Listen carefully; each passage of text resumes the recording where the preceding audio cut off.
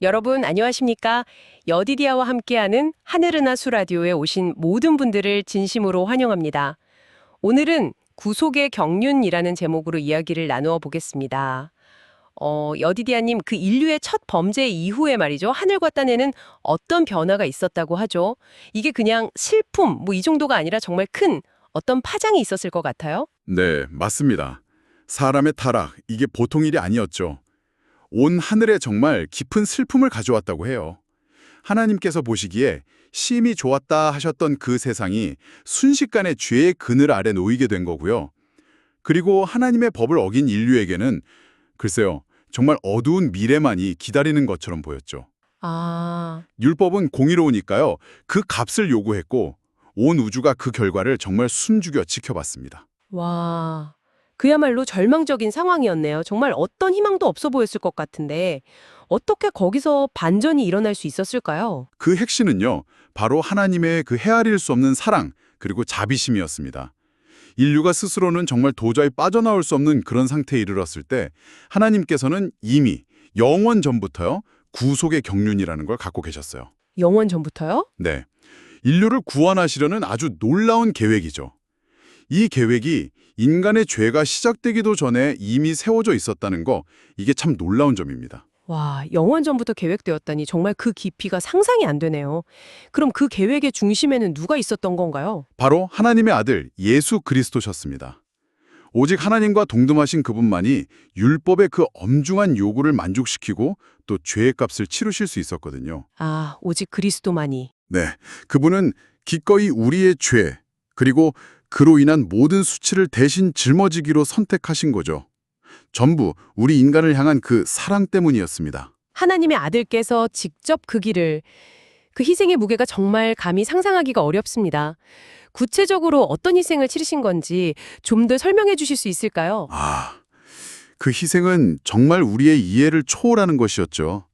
하늘의 모든 영광, 그 보좌를 다 버리시고 이 죄로 가득한 땅에 정말 연약한 인간의 모습으로 오셨잖아요. 네. 배고픔, 목마름, 슬픔, 그리고 온갖 유혹들, 이걸 우리랑 똑같이 겪으셨고요. 그리고 마침내는 죄인처럼 취급받아서 가장 고통스러운 형벌, 바로 그 십자가에서 돌아가셨습니다. 십자가에서요. 네, 그 순간에는 아버지 하나님조차 그 아들의 고통 때문에 얼굴을 외면하셔야 할 만큼 그 정도로 처절한 고통이었다고 합니다. 천사들도 그 광경을 보면서 정말 슬픔과 어떤 의분 속에서 지켜봤지만 이것이 인류를 구원할 유일한 길이었기 때문에 개입할 수가 없었던 거죠. 듣기만 해도 정말 가슴이 아픈데요. 이 엄청난 사건, 이 희생이 단지 우리 인간의 구원만을 위한 것이었을까요? 아니면 혹시 더 큰 의미가 있었을까요? 물론 인류 구원이 핵심적인 목적이었죠. 하지만 그것보다 더 넓고 더 깊은 어떤 우주적인 의미가 있었습니다. 우주적인 의미요? 네, 그 사단 있잖아요. 처음부터 하나님의 성품, 그리고 그분의 법에 대해서 계속 거짓 비난을 해왔거든요. 마치 하나님의 법이 불완전하다거나 아니면 사람이 지킬 수 없는 거다, 이런 식으로 주장을 했죠. 아, 그런 주장을. 그분의 통치가 사랑과 공의에 기초한다는 사실을 온 우주 앞에 명백하게 증명한 사건이었습니다. 이게 바로 오랫동안 이어져온 대쟁투, 그러니까 선과 악 사이의 그 우주적인 갈등의 핵심 쟁점을 해결하는 열쇠가 된 겁니다. 그렇군요. 그러니까 십자가에서의 죽음이 끝이 아니라 오히려 결정적인 승리였다, 이런 말씀이시네요. 정확합니다. 바로 그거예요. 십자가 위에서 다 이루었다고 외치셨을 때 그건 패배의 탄식이 아니었어요. 구속 계획의 완성, 그러니까 위대한 승리를 선언하신 거죠. 아, 승리의 선언. 네, 이를 통해서 사단의 그 기만적인 성격이 완전히 드러났고요.